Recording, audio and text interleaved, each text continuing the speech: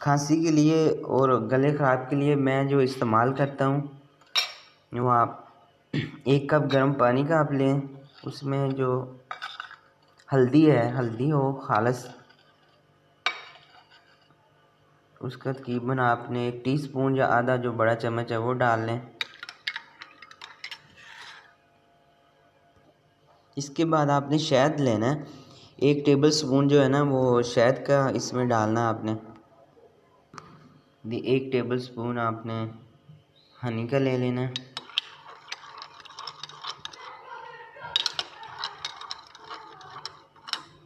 और अगर खांसी अब ज़्यादा आ रही है तो ये हर्बल सिरप होता है, जो मैंने कल भी वीडियो शेयर की थी, आईवी लीफ के नाम से जो आ रहा होता है, किसी भी कंपनी का आप ले सकते हैं। तो इसका भी 1 टेबल स्पून इसमें मिक्स कर देते हैं। ये टेबल स्पून जो है हर्बल सिरप है जो कोफर, इसका मिक्स कर। तो ये आप सुबह शाम लें तो इनसे इंशाल्लाह काफ़ी ज़्यादा बेहतर हो जाएगी। जो खांसी वगैरह आ रही है बहुत ज़्यादा, खुश्क खांसी आ रही है या बलगम वाली आ रही है, दोनों के लिए बहुत अच्छी चीज़ है।